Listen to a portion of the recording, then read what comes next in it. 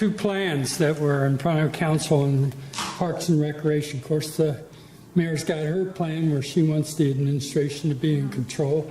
What happens with Parks and Recreation? Councilman Slagle made a proposal that basically council's going to be in charge. Persuaded either way? I'm not sure. I'm not sure. I said I think the park board should be the major control of the park director and the park department. That's the way I think the people wanted it when they voted for the tax. The mayor brought up some very good points tonight, had me thinking. But it's got to be worked out.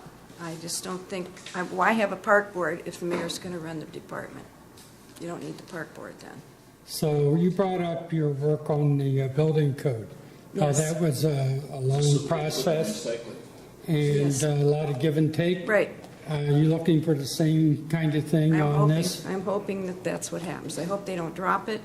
I hope they don't bring it forward for vote. Councilman Chovan, on the Parks and Recreation, the mayor convinced you that you should trust her to do the right thing in terms of appointing a director. It looks like she wants to appoint the interim director as permanent director. Do you have confidence in that approach? I'd like to see the approach that Ed Lewis talked about tonight. You know, if we use Mr. Slagle's idea about qualifications for a director, and we hire a person that has that kind of a background, they should be able to respond and manage everything that the mayor insists she has to do now.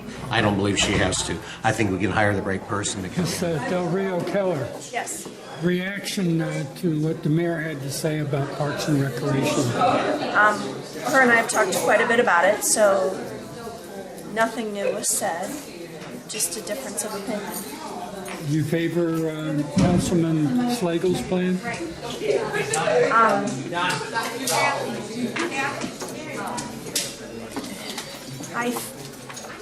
There needs to be a change, and I just wanted something to go to council for discussion purposes. Whatever council decides certainly will be fine. There's been a difference of opinion for quite some time. Back in 1997, John Furrow issued an opinion, stated that the legislation needed updated. We then got another opinion from Perry Sturgis in 2013. He even stated that if the mayor and the park board don't agree, then maybe we need to go back to the drawing board. So at this point, we just need to find a solution that we're all okay with. Assuming council goes with your suggestion with the legislation, Yes? are we looking possibly at a mayor's veto? I have no idea, but it's possible. Okay. And what does it take for council to override that? You know, I've never been on where there was a veto and we had to override, but I'm sure it must be 7 of 9 then, or would be my guess. Yeah, super majority. Yeah. So that could be in the open. It could be, Okay. you know. All right. Thank you. And then the legislation that I proposed may be modified before we get to the end vote too. Right. I mean, there may be some concerns that she raised with me about who would overlook them on a daily basis. That's a legitimate question.